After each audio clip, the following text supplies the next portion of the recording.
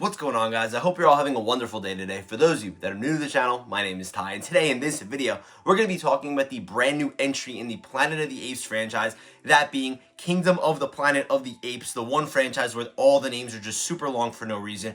But this was literally my second most anticipated movie of the year, right behind Deadpool and Wolverine. And don't get me wrong, I feel like this is a bit of a weaker year for films, but regardless, I was so excited for this. Sci-fi is my favorite genre, but did it actually live up to that hype that I personally had for it, or did it underwhelm me at the end of the day? Let's just get into this review. Also, make sure you stick around to the end of the video to check out my final rating of the film. So like I already said, I was really excited for this movie. I'm not like the biggest fan of the Planet of the Apes franchise or whatever, but regardless, I didn't really lose faith despite the fact that they were moving on from Matt Reeves, who of course is an incredible director. I love the Batman and I love the vibe his films have, because they were going with Wes Ball, who directed the Maze Runner films, and honestly, I'm a bigger fan of those movies than I know a lot of people are. I feel like his vibe, though, his like dystopian vibe, fits the Planet of the Apes franchise, and that's why I was so excited, especially because like the same producers, the same VFX people were all returning. But did this movie end up being one of the greatest sequels of all time, a Dune Part 2, or even you could just say a Dawn of the Planet of the Apes, because that's another great sci-fi sequel? Honestly, no. I'm a bit underwhelmed by this movie, and by a bit, I think that I just need to speak, true to my heart here and say that I am just underwhelmed by this movie. Listen, let's just get into the pros here, okay? And then we'll dive more into my cons, because it honestly hurts me inside to even say that. Starting off with the pros, I feel like this pro is going to get overlooked by a lot of people just because of the premise of this movie, because it's the Planet of the Apes. But this is, realistically, one of the best looking movies we have ever seen. The visual effects in this film are unbelievable. Like, it's practically an animated film, realistically, with, some humans actually being there in person. But when I tell you that the fur on these monkeys look amazing, they look so real. They all have distinct designs. All of the lighting on them is wonderful. They're in water. They're next to fire. They're running through smoke. All of it looks phenomenal. There's some other CGI stuff where there's just like set pieces or buildings that are like, overgrown with like plants and stuff, whatever. The visual effects are like Avatar level in here. I mean, they are phenomenal. There wasn't one thing, like literally one shot, that even looked bad in this entire film.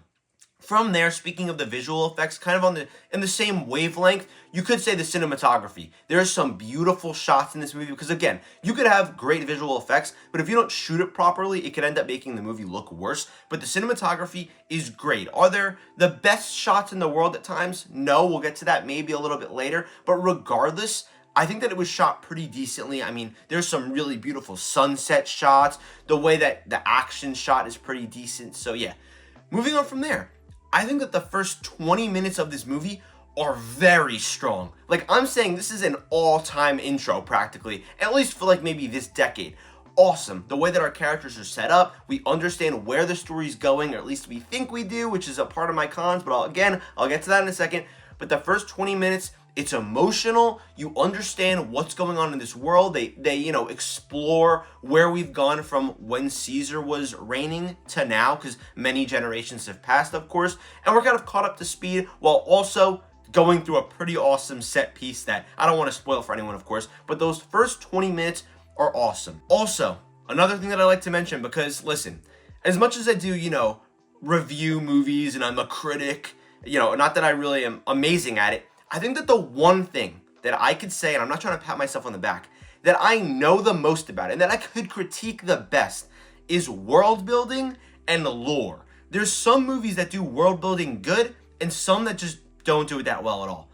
This movie does a great job of building out this world, catching us up to speed like I already alluded to, and expanding on the lore. We understand what's going on with this world, enough at least at the time, and we're revealed more and more information as things go on. And it's interesting for that reason. But like I already said, the first 20 minutes of this movie are awesome.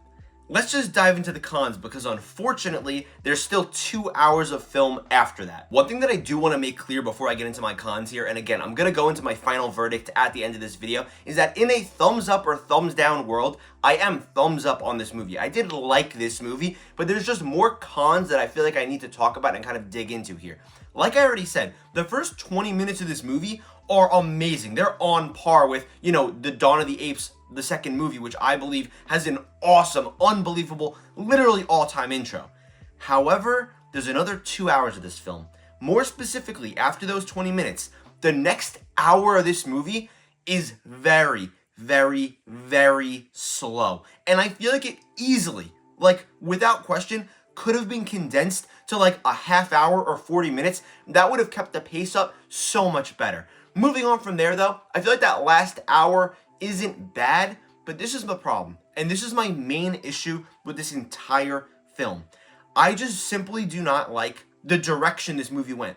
Regardless of how well it was written, and I'm sure if it was written phenomenally, I would have loved it, but it's just the point that I don't like the way this story went.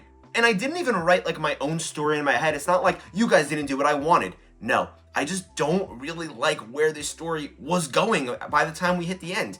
And listen, hear me out. I honestly don't love War of the Planet of the Apes.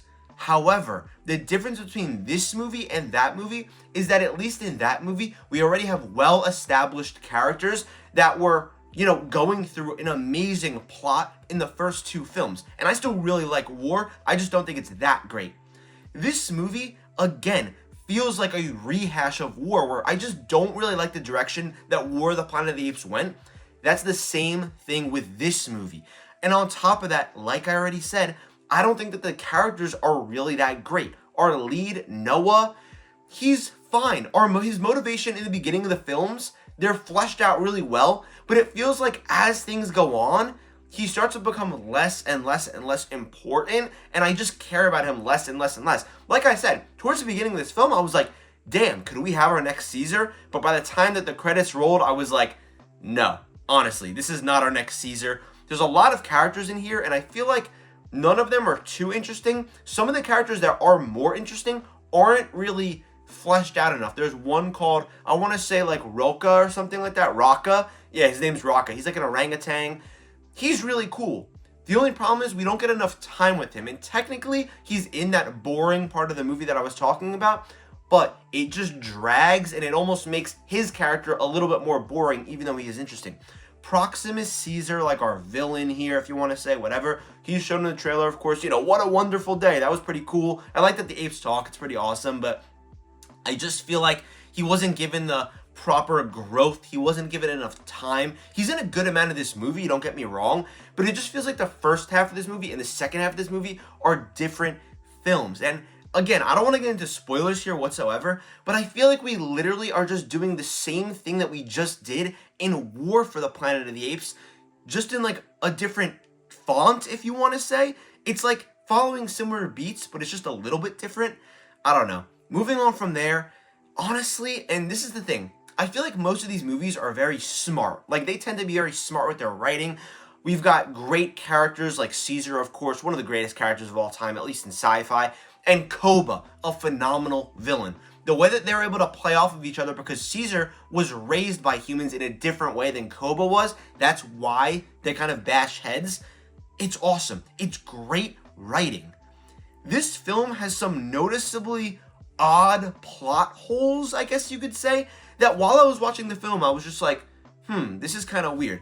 One example that I'll give with just being very vague is that characters are going through with a secret plan, and the thing is, they're doing it right in front of enemies, and for some reason, it's like the enemies just don't see them, and I'm just sitting there like, wouldn't you guys get caught? And there's a bunch of other things, throughout the movie that kind of feel like that, where I'm like, wouldn't this happen and this happen? Also, the logic behind the way that water rises doesn't make sense to me in this movie. There's a lot of plot holes. Again, I'm trying not to be too vague, or I'm trying to be vague, I should say, but there's just a lot of things that don't really make sense. I don't know if they're necessarily plot holes or conveniences. Regardless, they didn't really make sense, and they took me out of the movie, and they frustrated me. And also, there's things at the end of this movie where, we're kind of leaving threads for a potential sequel. I feel like the sequel could be better because of what we left off on, but I just didn't feel that satisfied by the time we got to the end of this movie, especially because there's a human character in this film, like we saw in the trailer. It's this girl, and I'm going to be honest with you, she kind of bothered me, and I get it. Not every character is supposed to be loved or hated, but I feel like she was just kind of annoying and frustrating a little bit with like some of the decisions she was making, also the way that she was written, just overall, like just her actions. And again, I get that not every character is supposed to be making the correct decisions every 2 seconds, but it does get a bit annoying when over the course of the movie, like, we're spending time with her rather than Noah, our main character, and I wish that he was just developed a lot better because we don't really get to know too much about him necessarily, like where he came from. Another thing that I need to get into here, because I know that I said that the world building is great and the lore is great. This world, even though we, spend a lot of time going to different places, we see an empty baseball stadium that's overgrown. We see an airport that's overgrown. It still feels very empty. Like, I don't know how to explain it. I'm honestly having a hard time, like, putting words to what my thoughts are processing here. But this world just feels so empty. It feels like when we're taking this journey kind of in the middle of the film, like our characters are moving across the lands or whatever you want to say, It's almost like the Lord of the Rings. There's just nothing there. They're kind of just going through generic areas. And we get to see cool stuff in the background, but it's not really explored. And that's what I mean by it feels empty. We don't really see any other creatures necessarily, except for when it's set up for like a set piece or something. But yeah, that's the thing. It just feels like something is wrong with this movie. And this is the thing. Sometimes I feel like I hate having to make reviews for YouTube. Because in my head, I'm like, I know I didn't like this movie, but it's hard to put thoughts out there, like to formulate them into words. At the end of the day, I think that if I had to give this film a rating, it would be a 6 out of 10. I think that it's enjoyable, don't get me wrong, but there's just so many things that frustrated me with this film, and I feel like it didn't learn, and I get that some people like it, but from the mistakes of War of the Planet of the Apes, and it went in a similar direction, and I'm kind of just like, okay, here we go again. It's a good sci-fi movie. Again, I could say this about any movie, but maybe on rewatch I'll like it more, but I am, at the end of the day, disappointed in this film. Guys, thank you so much for watching this review. Let me know what you thought about it in the comments if you've seen it already, or if you haven't, come back and let me know your thoughts. I love you guys, and I'll see you in the next video.